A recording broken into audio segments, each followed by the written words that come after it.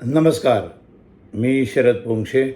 राष्ट्राय स्वाहामध्ये आपल्या सर्वांचं मनपूर्वक स्वागत. आज जरा मी एका वादग्रस्त विषयावर बोलणार आहे. म्हणजे वादग्रस्त तो बनवला जातो फारशी त्याच्याबद्दलची माहिती नसल्यामुळं किंवा आपण तो ग्रंथ वाचत नसल्यामुळं. त्या ग्रंथामधले आधी काही मंत्र, काही श्लोक, त्याचे काही अर्थ मी तुम्हाला आधी सांगणार आहे आणि मग मी त्या ग्रंथाचा नाव सांगणार आहे.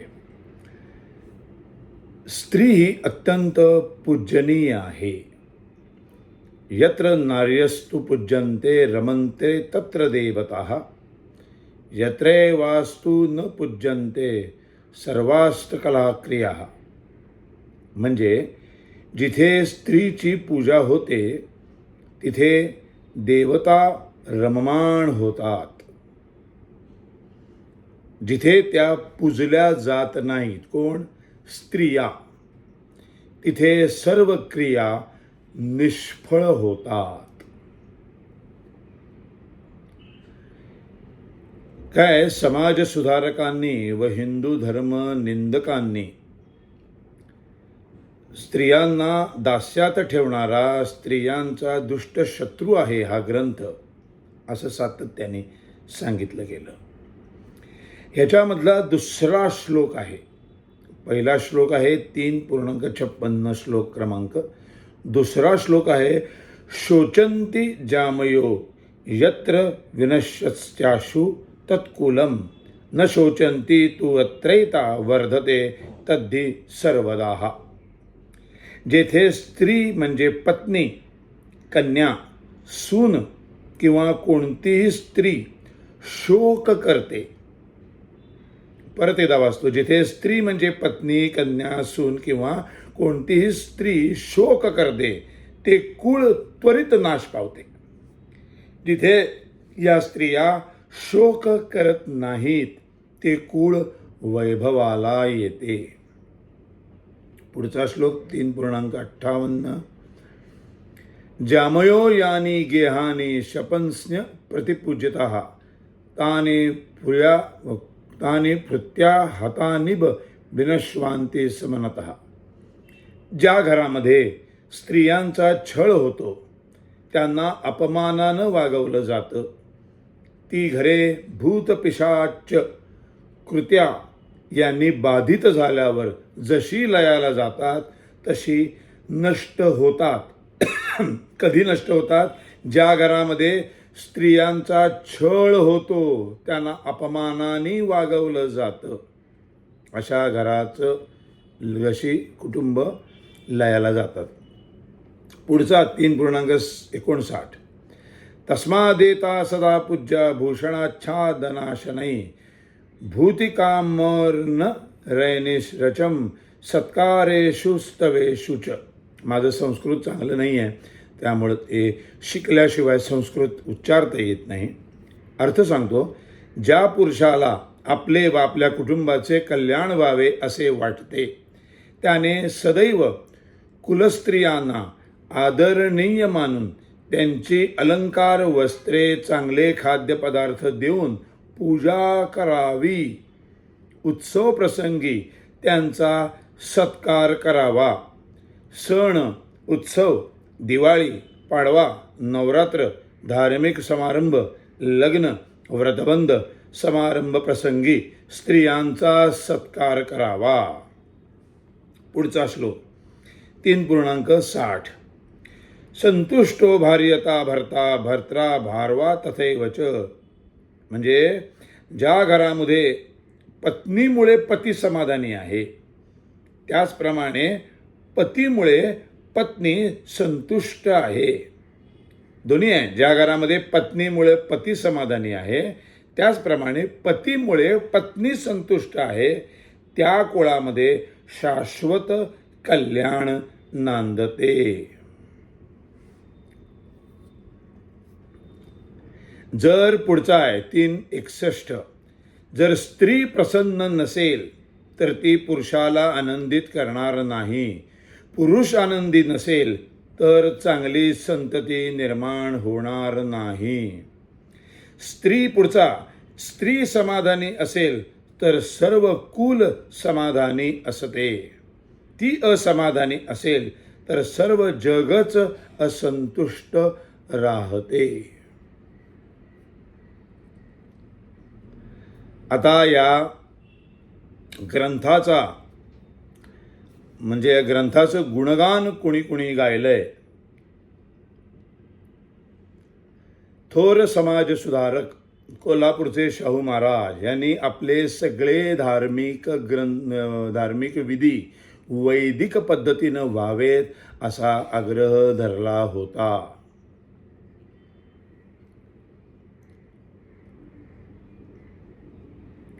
त्याच्यानंतर फार छान जी वर्णव्यवस्था या ग्रंथामध्ये सांगितली गेलेली आहे ती श्रम विभागणी आहे, त्याचं विकेंद्रीकरण आहे. ब्राह्मणाला विद्या आणि मान दिला पण धन दिले नाही. किती छान लिहिलंय. ब्राह्मणाला विद्या आणि मान दिला पण धन दिले नाही. क्षत्रियाला राज्य धन मान दिला पण राजा म्हणजे राज्याचा उपभोग शून्य प्राणी म्हणून उपभोग घेऊ शकत नाही. राष्ट्राकरता परोपकारासाठी मरण पत्कर हे अवघड कर्तव्य राजाला सांगितलेले आहे. वैश्याला उद्योग व्यापार शेती यातून धन दिले पण दान सांगितलेले आहे. आणि शूद्राला सेवा म्हणजे नोकरीमध्ये 100% आरक्षण दिलेले आहे. आता हा ग्रंथाचं नाव आहे मनुस्मृती. मला प्रश्न पडतात की इतका जर न्याय स्त्रियांना दिला गेलाय तर मग स्त्रियांना न्याय दिला नाही या ग्रंथाने असं कसं काय म्हणू शकतात? का वाचत नाही आपण? म्हणजे एक छोटंसं उदाहरण सांगतो तुम्हाला. एखादा मला आजार झाला आहे आणि मग तो आजारावरती उपचार कसा करायचा यासाठी मला कळत नाही आहे काय ते. आणि मग मी त्याच्या उपचारांचं एक पुस्तक मला मिळालं. मग ते मी वाचलं. मग ते वाचल्यानंतर मी त्या पुस्तकानुसार सगळे उपचार केले आणि मी बरा झालो. मग मला पुढे वर्ष, 2 वर्ष, 5 वर्ष, 10 वर्ष तो आजार काही झाला नाही. म्हणजे माझ्या दृष्टीने आता ते पुस्तक नुसतं ठेवून तरी काय करायचं म्हणून मी ते दिलं फेकून, रद्दीत टाकून दिलं. आता काही आजार होणार नाही ह्याचा अर्थ गेल्या 10 वर्षात हे पुस्तक वापरावं अशी माझी परिस्थिती नव्हती. म्हणजे परिस्थितीनुसार ते पुस्तक कालबाह्य झालं. आता हे पुस्तक कालबाह्य झालं म्हणून मी ते फेकून दिलं. पण 20-25 वर्षांनी पुन्हा तोच आजार माझ्या घरामध्ये कोणाला तरी झाला, माझ्या मुलाला झाला आणि कोणाला तरी झाला. आणि मग माझं डोकं चालेना. मी विड्यासारखं ते पुस्तक शोधलं. कारण मला माहीत होतं की त्या पुस्तकामधनं 25 वर्षापूर्वी हाच आजार मला झाला होता. तेव्हा त्या पुस्तकानुसार जे उपचार मी केले त्याच्यामुळे मी बरा झालो. आणि इतका बरा झालो की पुढच्या 25 वर्षामध्ये मला त्याचा तो आजारच कधी झाला नाही. आणि दुर्दैव माझं की आता ते पुस्तक गेल्या 25 वर्षात कालबाह्य ठरलं म्हणून मी ते पुस्तक फेकून दिलं. कुठलाही ग्रंथ हा असा कायमस्वरूपी कालबाह्य होत नाही.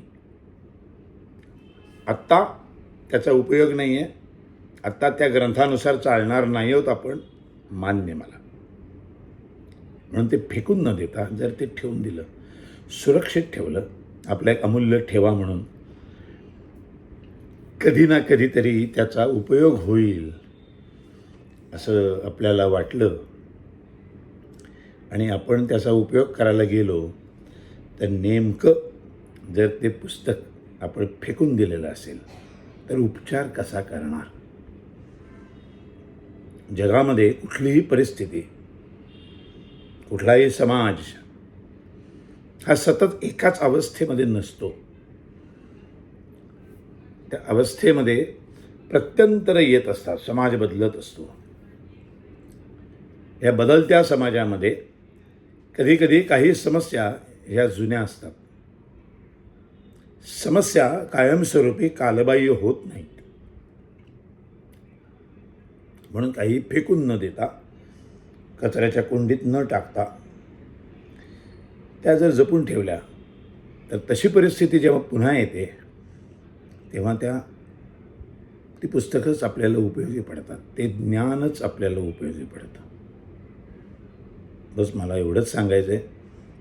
मी वाचल्यानंतर इतका स्त्रीचा सन्मान केला गेला आहे आणि गुणकर्मानुसार जी वर्णव्यवस्था सांगितलेली आहे, ब्राह्मण, क्षत्रिय, वैश्य आणि शूद्र, आणि हे वर्ण बदलण्याचं स्वातंत्र्य होतं. म्हणजे शूद्राला ब्राह्मण होता येत होतं, ब्राह्मणाला क्षत्रिय होता येत होतं, क्षत्रियाला वैश्य होता येतं, वैश्याला ब्राह्मण क्षत्रिय होता येत होतं.